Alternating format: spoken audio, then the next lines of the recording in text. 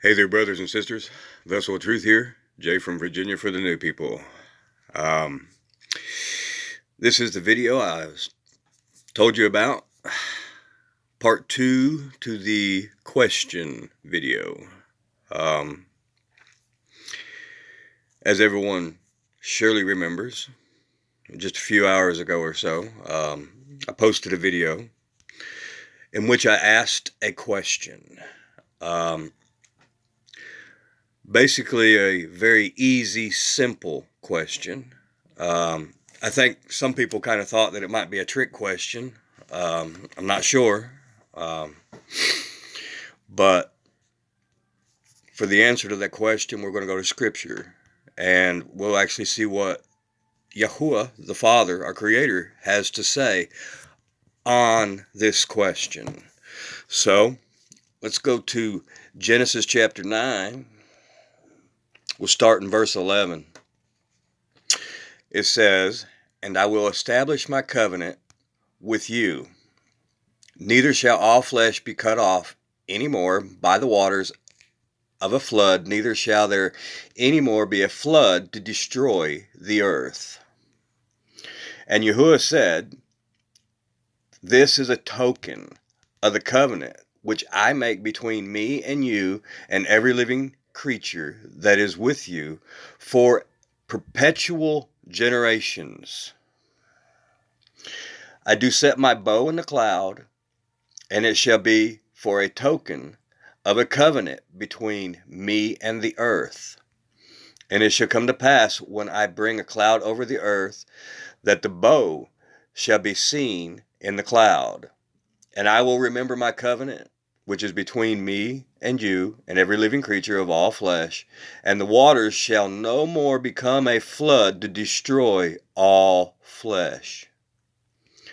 And the bow shall be in the cloud, and I will look upon it, that I may remember the everlasting covenant between God, Yahuah, and every living creature of all flesh that is upon the earth." Alrighty. So, by the words of Yahuah, our Father, our Creator, He says, no, He will never flood the earth again. Okay. I asked that question for a reason.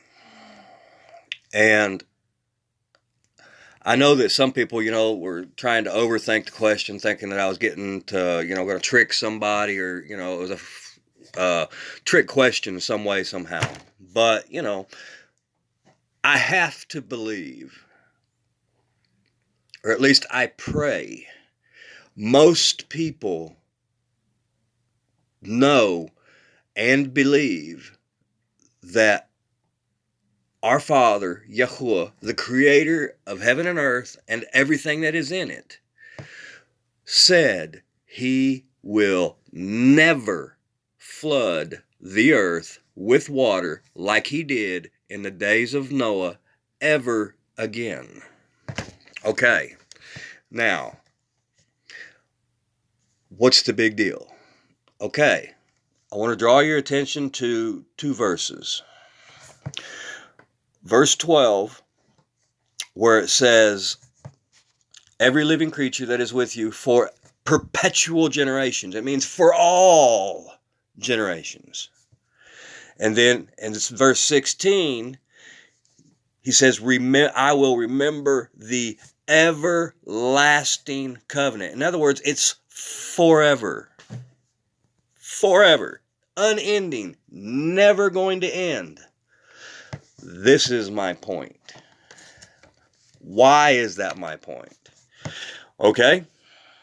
Let's go to Malachi chapter 3, verse 6. It says, "For I am Yahuah, I change not. Therefore ye sons of Jacob are not consumed." In other words, the Father never changes. Never. What else? Let's go back to Numbers. verse 23 and verse 19 says, Yahuwah is not a man that he should lie, neither the Son of Man that he should repent. Hath he said, and shall he not do? Or hath he spoken, and it shall not make it good? He's not a man that he can lie. For you people in the New Testament, let's go to Hebrews.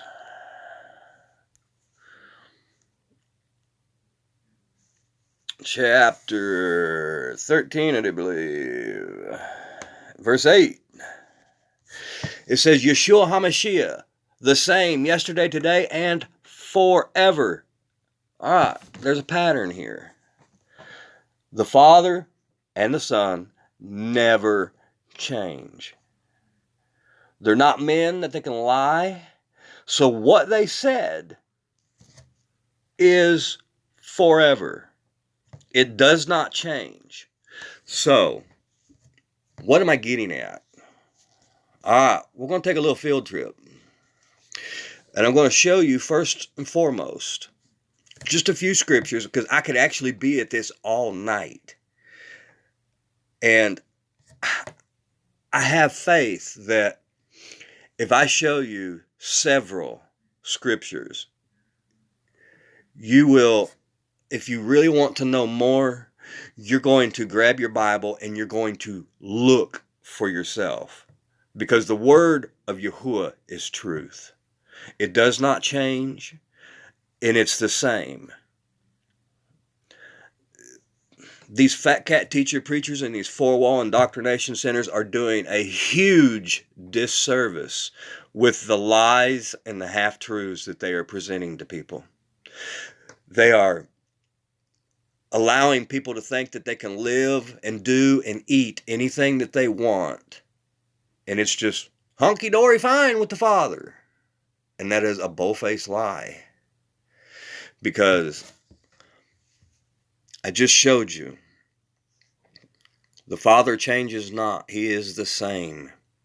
He's not a man that he can lie. So what he said in the Old Testament is still the same in the New Testament. Because if you have a totally different message in the New Testament than what you have in the Old Testament, that makes God out to be a liar, and you might as well just throw the whole book away, because it's all a bunch of bullcrap and lies. And I'm here to tell you, that's just not true. What the Father said in the Old Testament is the same in the New Testament. And I'm going to show you that as easy and quickly as possible. So, let's go back. I want you to take a look. Remember these phrases in Genesis 9. It has to do with, he'd never flood. He said, for all generations, perpetual generations, or everlasting covenant. Forever, never ending. Okay? So, let's just look at a few scriptures in the Old Testament.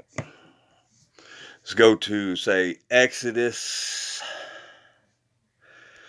31:16. It says, wherefore the children of Israel shall keep the Sabbath, to observe the Sabbath throughout their generations for perpetual covenant. Perpetual, never ending, always, forever. It is a sign between me and the children of Israel forever. For in 6 days the Lord made heaven and earth, and on the seventh day he rested and was refreshed. Now, you'll see in some of these scriptures it talks about the Sabbath, and some of them it talks about feasts. All these things are part of the law, which is the Torah, that we are to obey.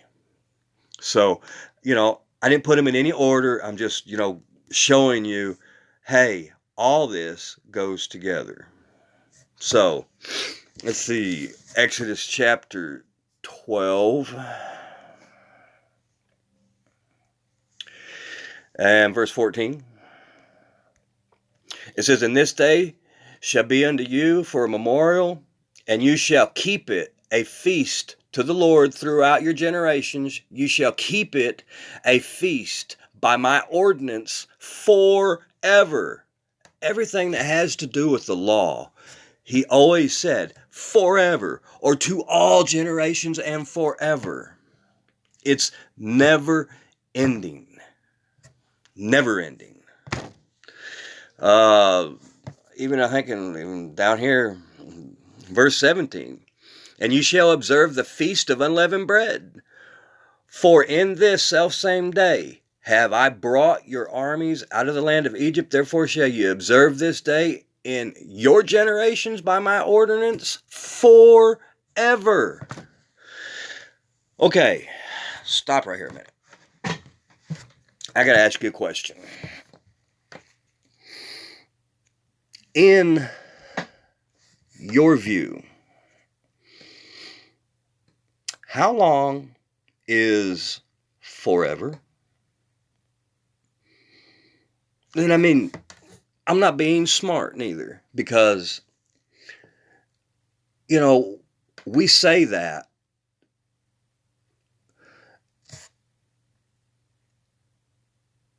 being human, as if forever has an ending. You know, you'll be like, "I waited in line forever." Well, no, you didn't, or you'd still be in line. So let's just clarify.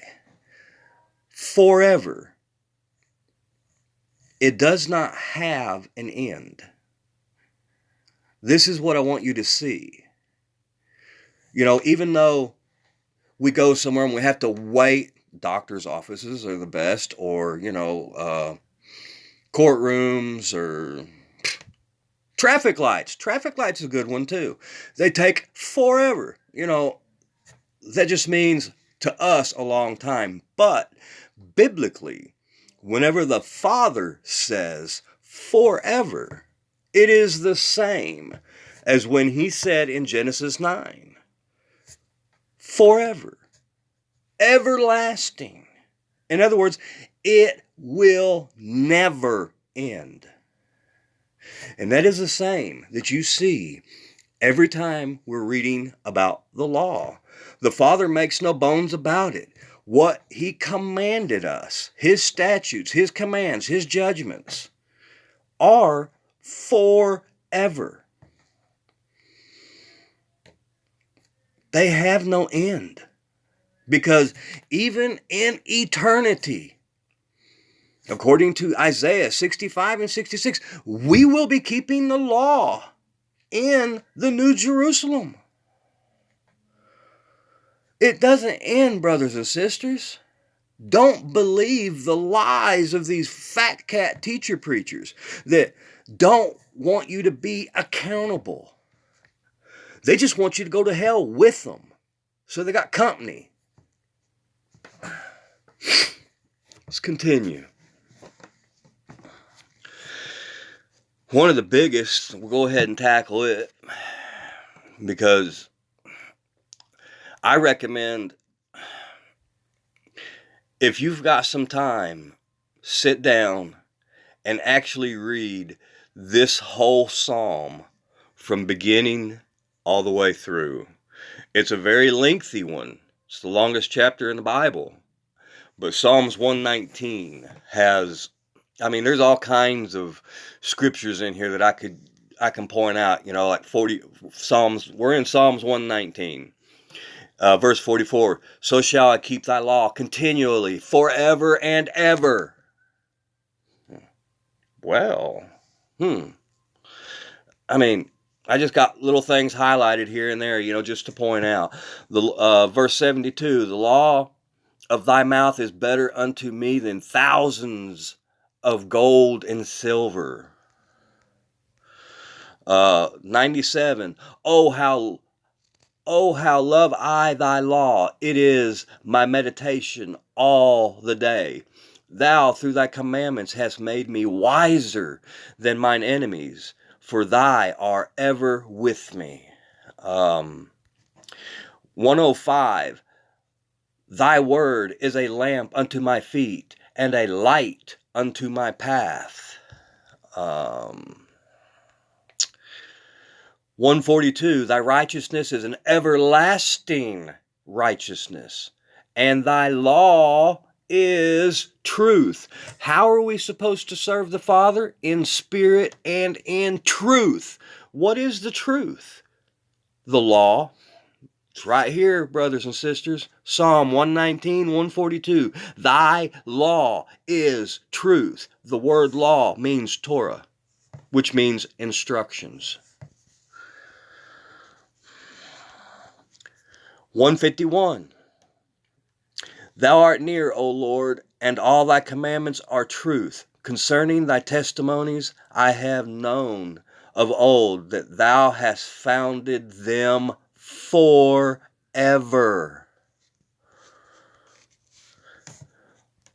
159 and 160. Consider how I love thy precepts. Quicken me, O Lord, according to thy loving kindness. Thy word is true from the beginning, and every one of thy righteous judgments endures forever. Brothers and sisters, I mean, you really have to want to ignore the truth of the word. And these fat cat teacher preachers are banking on people being sorry and lazy, never picking up their Bible between their one day a week on the sun god Sabbath day, little g, because they're ignorant to the word. I mean, I tell you, this is a big one right here, 1 Chronicles 16, because this has everything in it.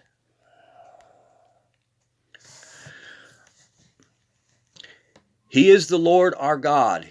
His judgments are in all the earth.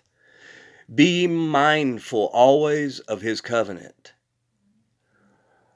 the word which he commanded to 1,000 generations, even of the covenant which he made with Abraham, and of his oath unto Isaac, and hath confirmed the same to Jacob for a law, and to Israel for an everlasting covenant.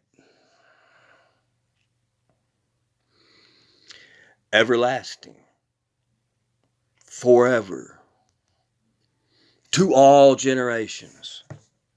See the pattern here, brothers and sisters? And, you know, let's go to Deuteronomy 7:9.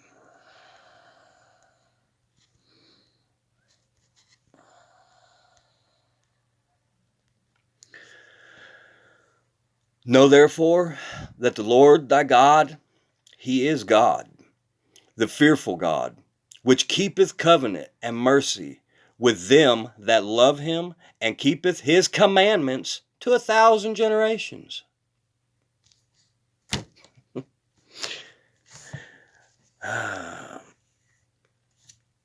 Let's go, 7, 8, 9, 10, 11, 11:1. Therefore thou shalt love the Lord thy God, and keep his charge, and his statutes, and his judgments, and his commandments always.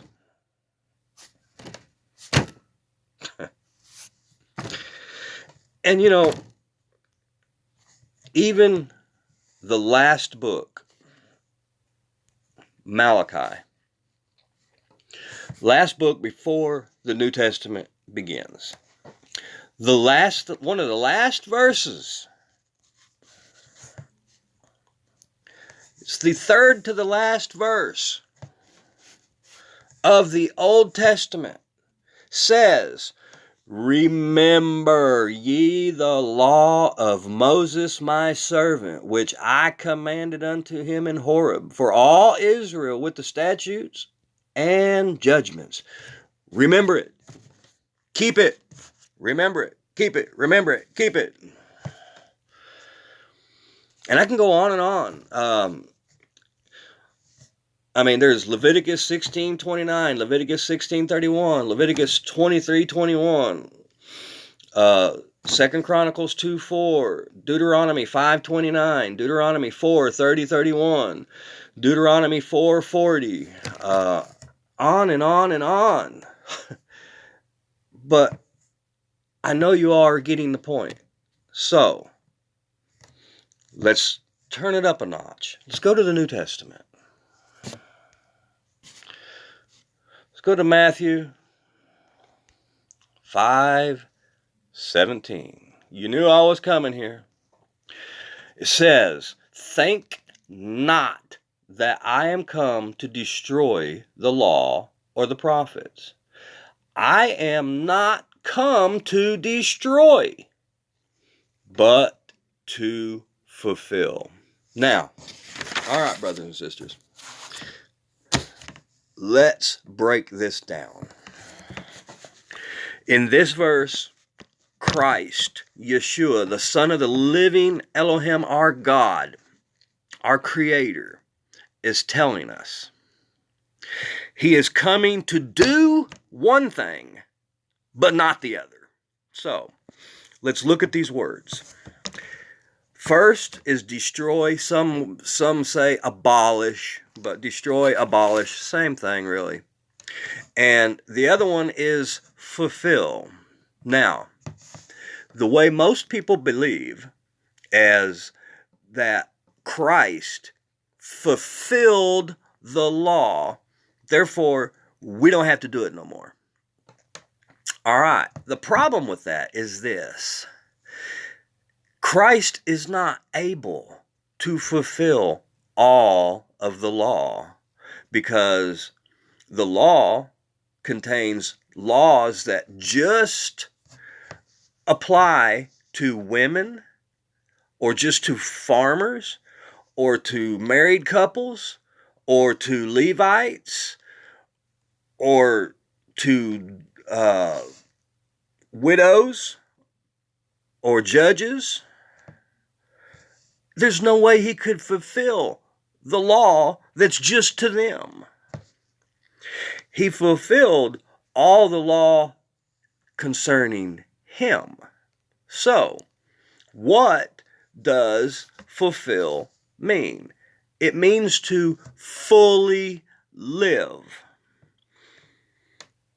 What does destroy or abolish mean? Abolish means to put an end to or to basically destroy. Basically put an end to it. So, if we read this the way most people say that it says, it would be, think not that I come to destroy the law and the prophets. I am not come to destroy, but to destroy. That doesn't make sense, does it?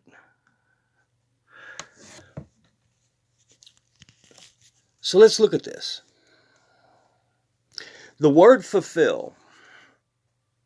I'll go ahead and show you this. That way you know I'm not lying.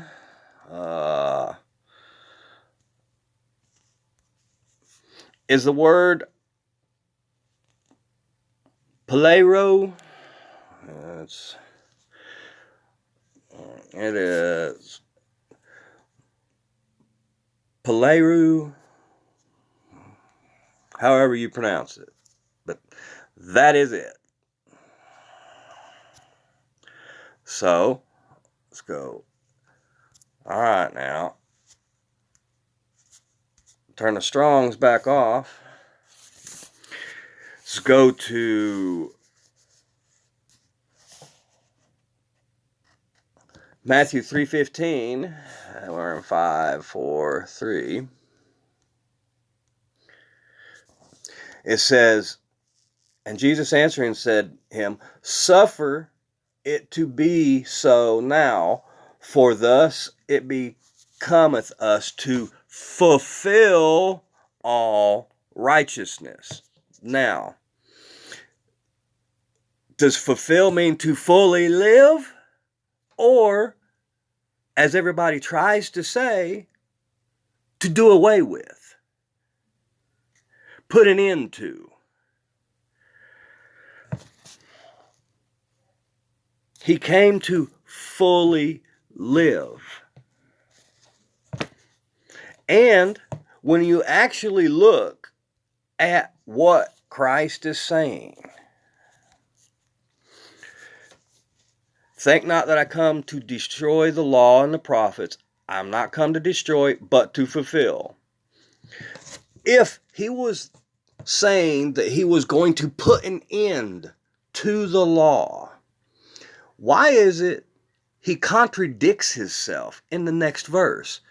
If what he is saying is, as people try to say, he's putting an end to the law.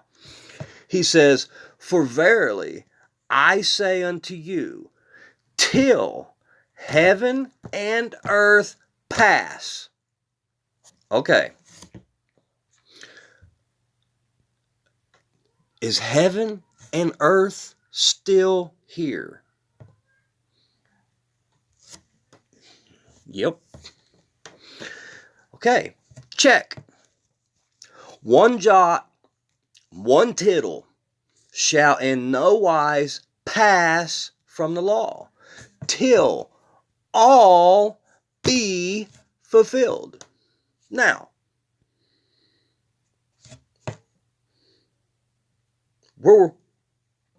we already agree that heaven and earth hasn't passed away yet, right?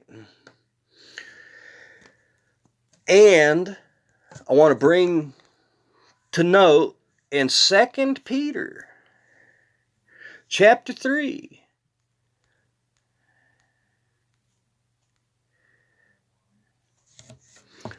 verse 13, it says, nevertheless, we, according to his promise, look for a new heaven and new earth, wherein dwelleth righteousness. So, even when Peter was writing, didn't have a new heaven, new earth yet. So, we are still awaiting this heaven and earth to pass for the new heaven and earth. So, as Christ said over here in Matthew chapter 5, not a jot or a tittle will fall from the law till all be fulfilled.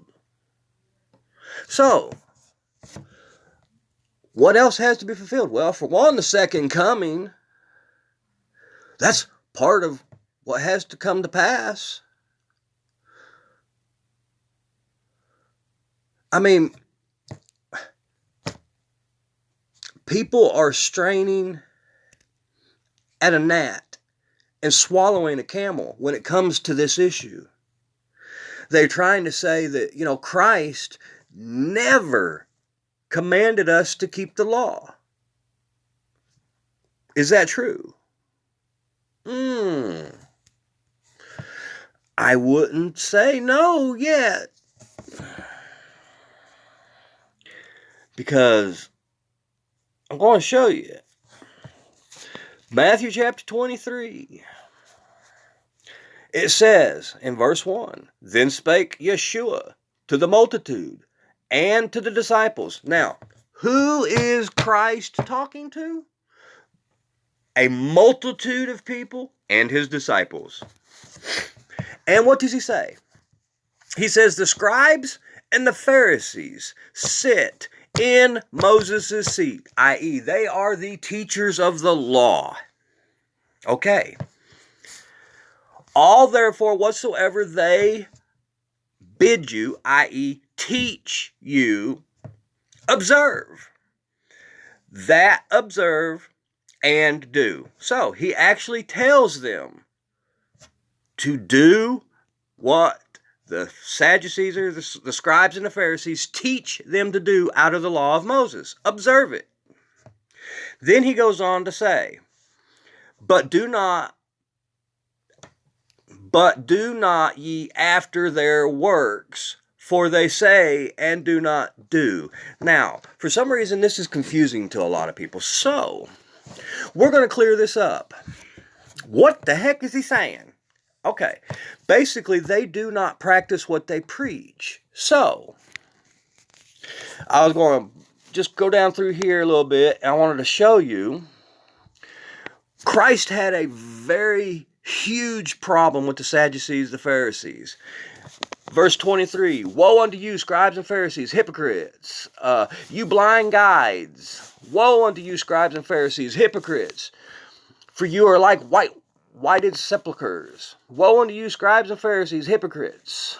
I mean, on and on and on. But I wanted to make it a little plainer. So, we're going to go over here to Mark chapter 7.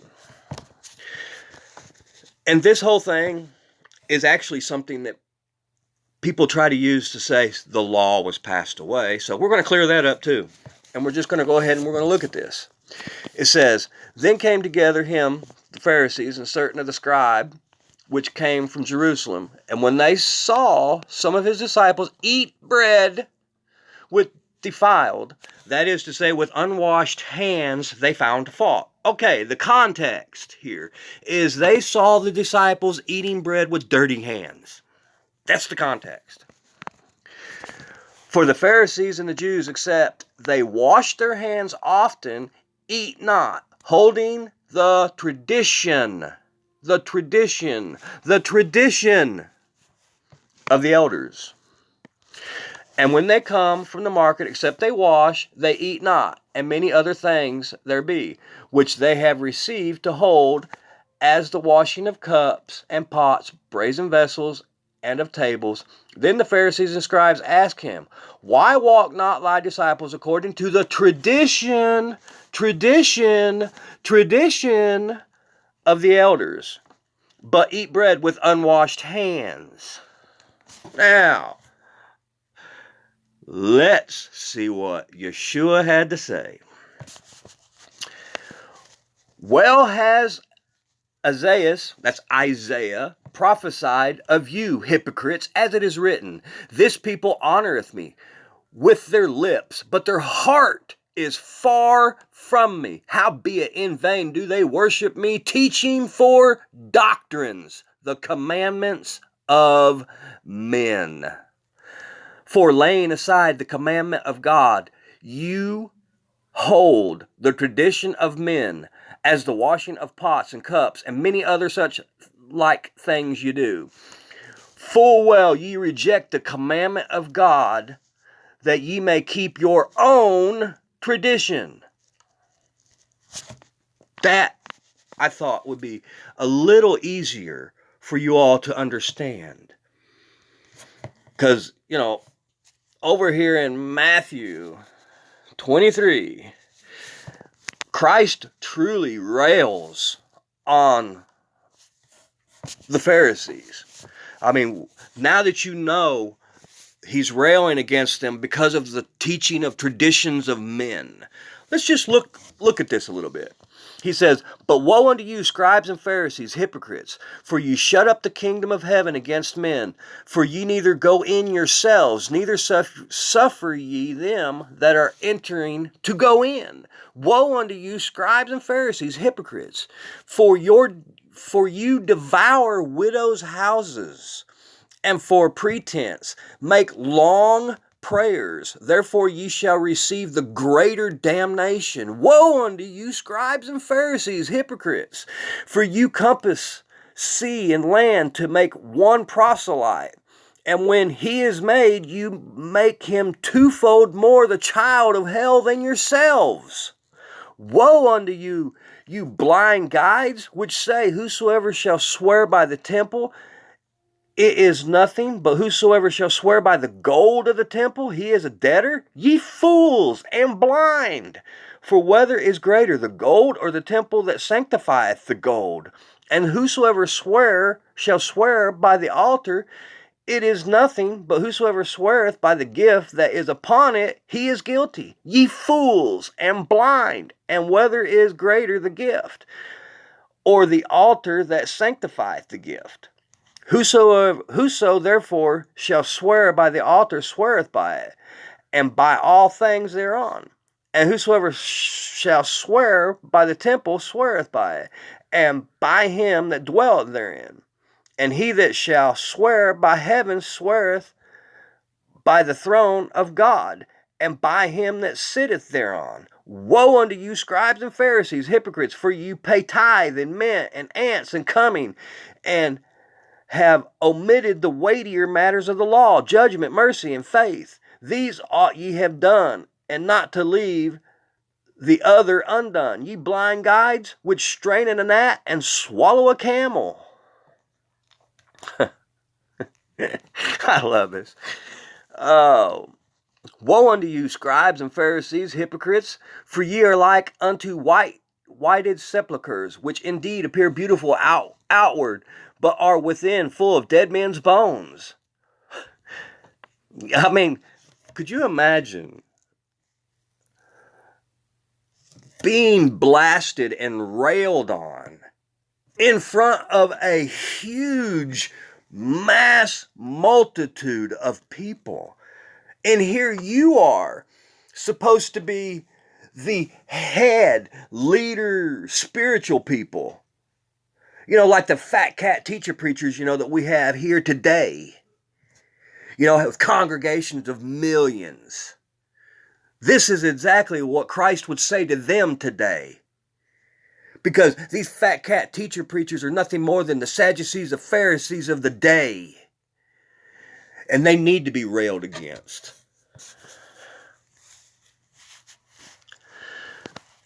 Even so, ye also outwardly appear righteous unto men, but within ye are full of hypocrisy and iniquity. Iniquity is lawlessness. Lawlessness, Torahlessness. We already know lawlessness is sin, for sin is transgression of the law. That is 1 John chapter 3, verse 4.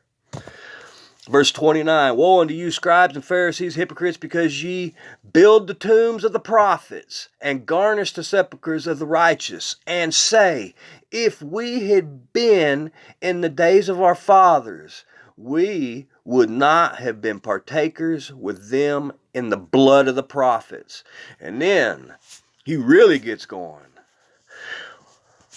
Wherefore ye be witnesses unto yourselves that ye are the children of them that killed the prophets. Fill ye up then the measure of your fathers, ye serpents, ye generation of vipers.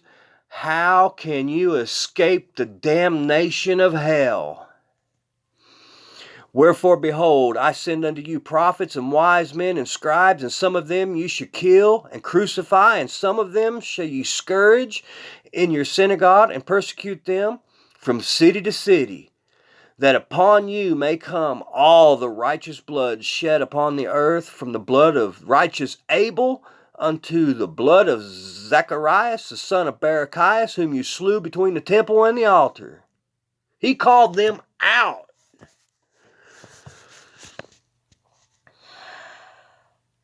So don't ever let these fat cat teacher preachers tell you that the scribes and the Pharisees kept the law and Christ railed against them because they kept the law and he came to do away with it. That's a lie.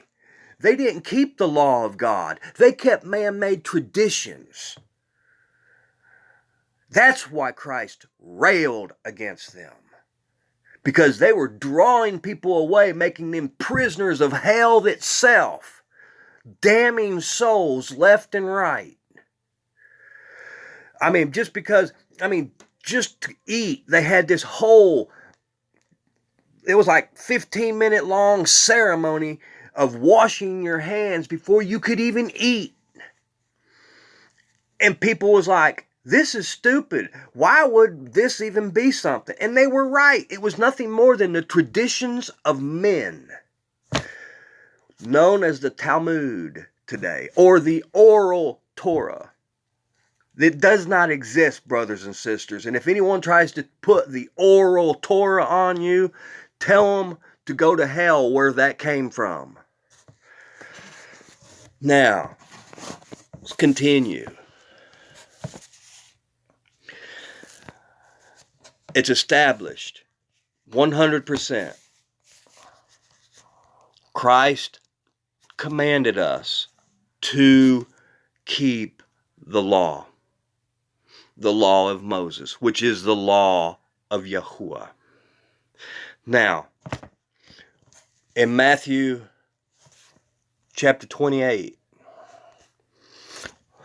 one of the last things that Christ said to his disciples, verse 19, says, "Go ye, therefore, and teach all nations, baptizing them in the name of the Father and the Son and the Holy Ghost, teaching them to observe all things which I have commanded you." So, did he command us to keep the law? Yes. Yes, he did. And lo, I am with you always, even unto the end of the world.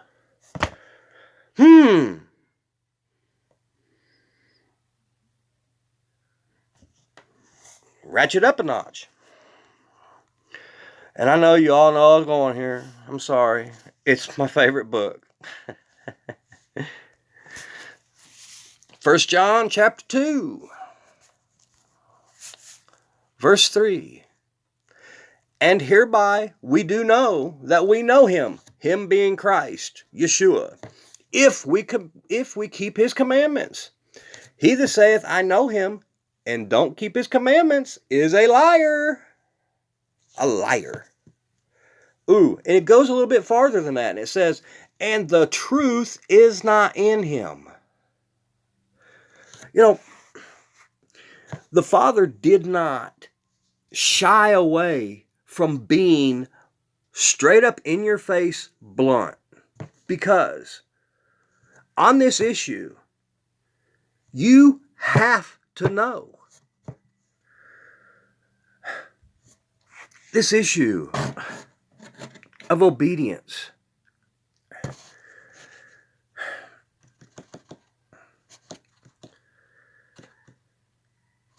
Your soul is at stake on this. If you get this wrong, it's not going to go good for you on Judgment Day. I mean, how else is there to take what it says here? You can't pick and choose what piece of the law you're going to keep. It tells us if you break the law in any part, you're guilty of it all. All sin is sin. Big, little, fat, white, doesn't matter. It's all sin. "He that saith, I know him, and keeps not his commandments, is a liar, and the truth is not in him. But whosoever keepeth his word, in him verily is the love of God perfected. Hereby know we that we are in him. He that saith he abides in him ought himself also to walk, even as he walked." Brothers and sisters, I mean, he's blunt.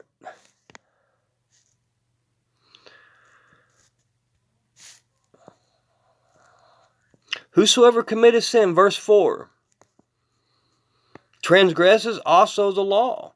For sin is the transgression of the law. And you know that he was manifest to take away our sins, and in him is no sin. Whosoever abides in him sinneth not. Whosoever sinneth hath not seen him, neither known him. Little children, let no man deceive you. He that is righteous is righteous. He that doeth righteousness is righteous, even as he is righteous. He that committeth sin is of the devil.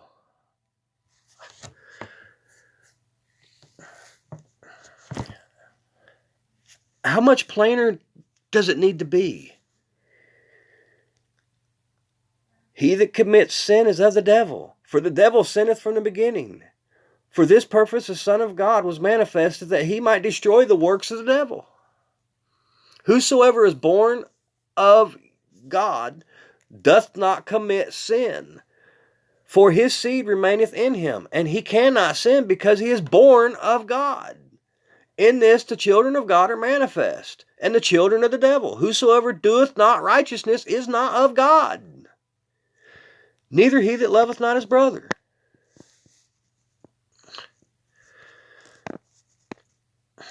Brothers and sisters, it's clear.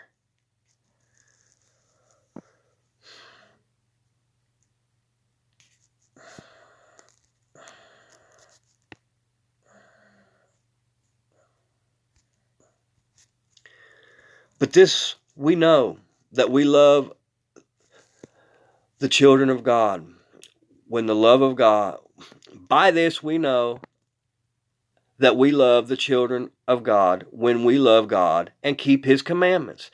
For this is the love of God, that we keep his commandments. And his commandments are not grievous. It's the only way we can show the Father that we love him. From Genesis to Revelation, the only way to show the Father we love him is through obedience. If you are in disobedience, you are in rebellion and sin. It's that easy.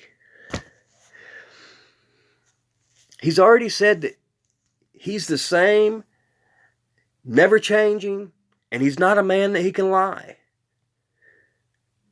He has kept his promise, his covenant, never flooding the earth from Noah till now. And I dare say he'll keep it all the way to the end of the world, because the next time the world will be destroyed, it'll be done by fire.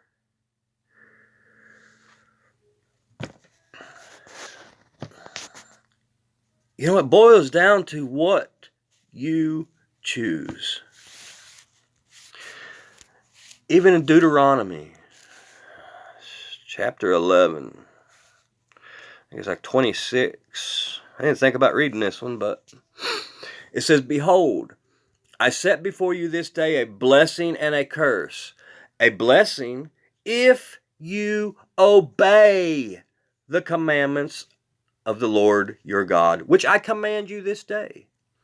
And a curse if you will not obey the commandments of the Lord your God, but turn aside out of the way, which I command you this day, go after other gods, which ye have not known.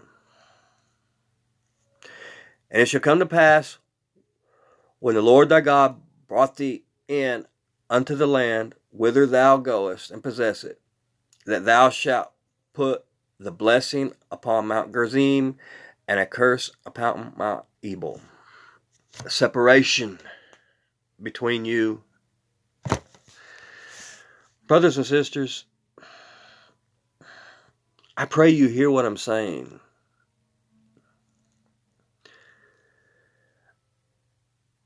It's such an easy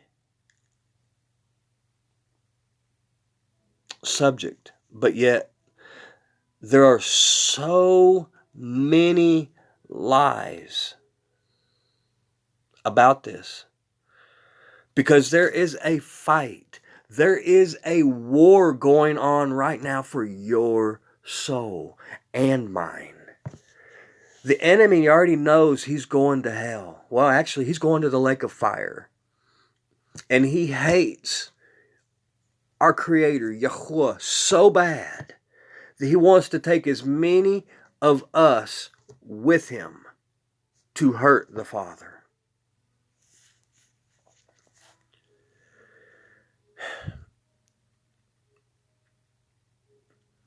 Yes, a lot of people are to blame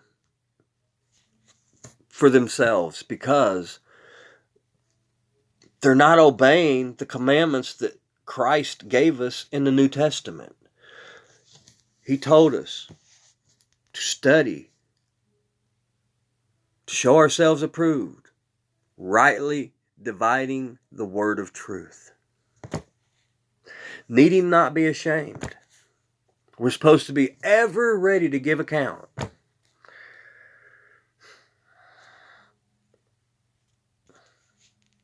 Countless times he warned us. And, we make fun of him. You figure Timothy and, I really don't want to get into that, but I want you to recognize what the enemy has done.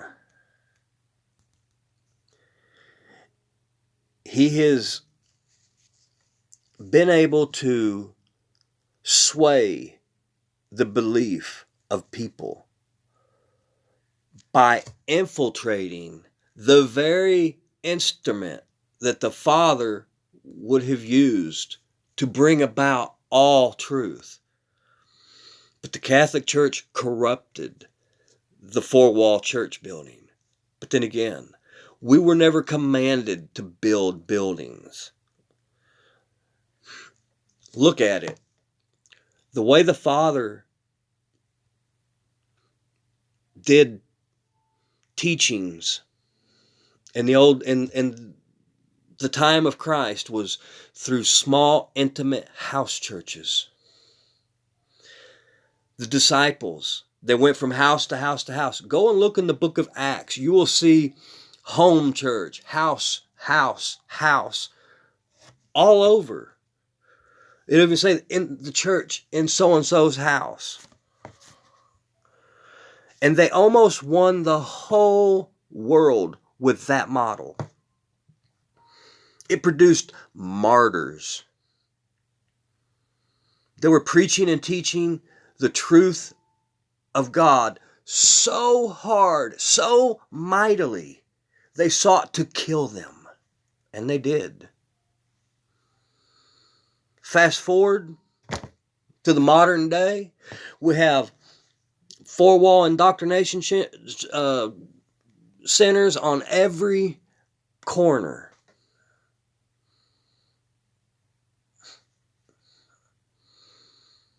And what's the prognosis? All the towns and cities and that are still going to hell. No power, no change. Because these four-wall indoctrination centers are being ruled by corrupt, money-hungry,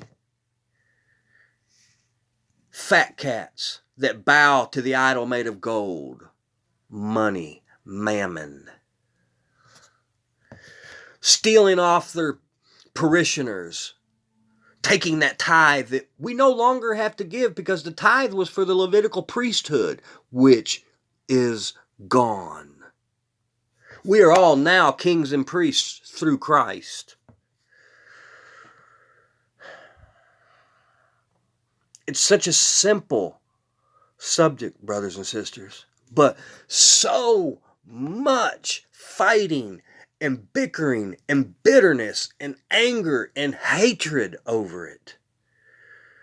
And I'm not here to bicker or to hate on anyone. I'm here to tell you this is the truth. It's not my opinion. It's not what I think. It's not my view. It's not my interpretation. It's what the Word says.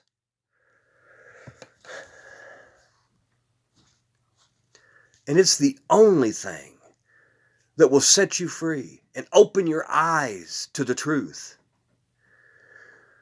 We are to serve Him in spirit and in truth. The truth, I showed you. Psalms 119, 142. The truth is the Torah, the law of Yahuah.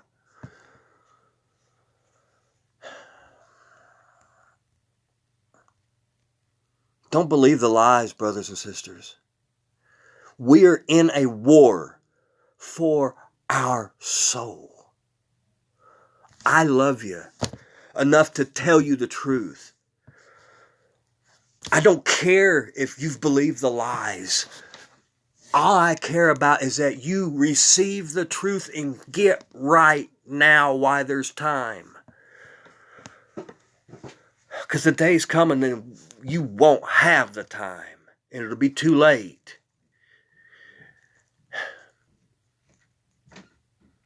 And you'll end up somewhere you never wanted to go. Don't believe the lies. Don't be deceived. I pray this is clear enough for you. I pray it's simple enough.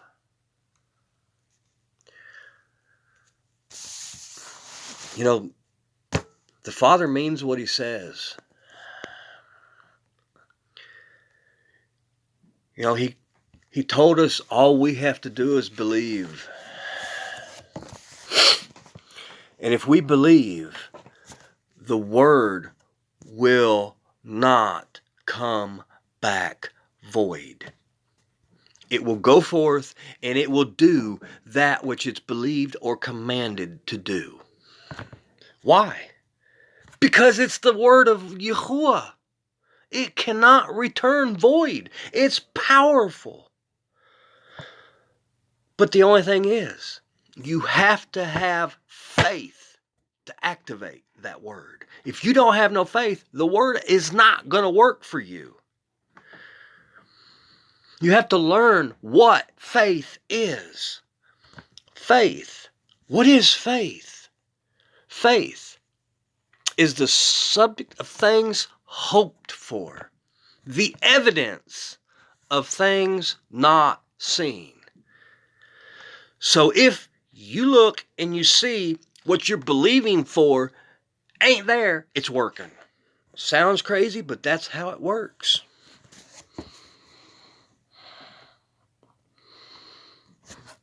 It's another lesson for another day. Faith is the subject of things hoped for, evidence of things not seen. Brothers and sisters, I want to leave you with one thing.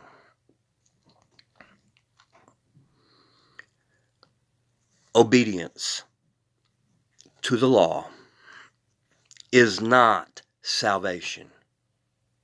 It's not. Obedience to the law is not salvation. Salvation is a free gift given to us by the Son of the living God, Yeshua.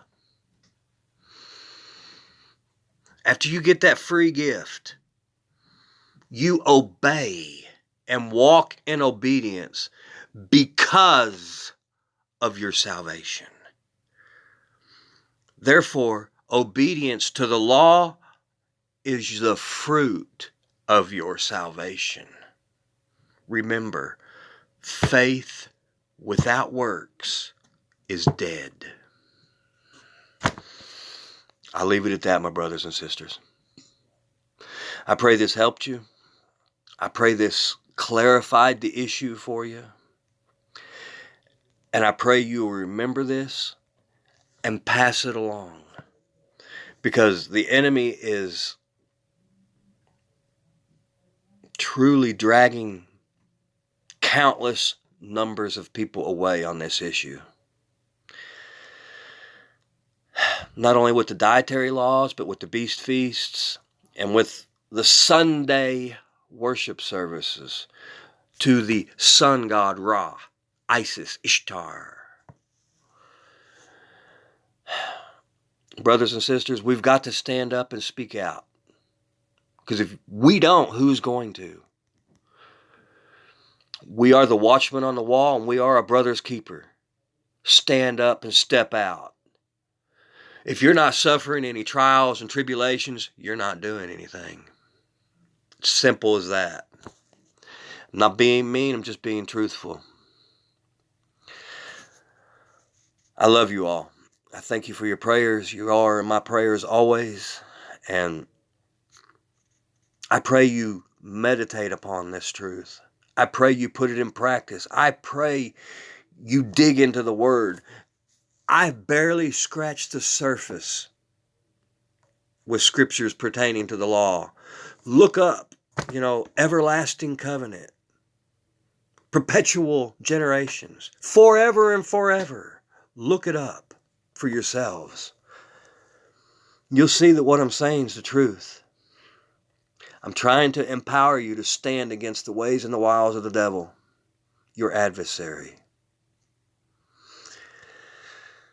I pray this helped you.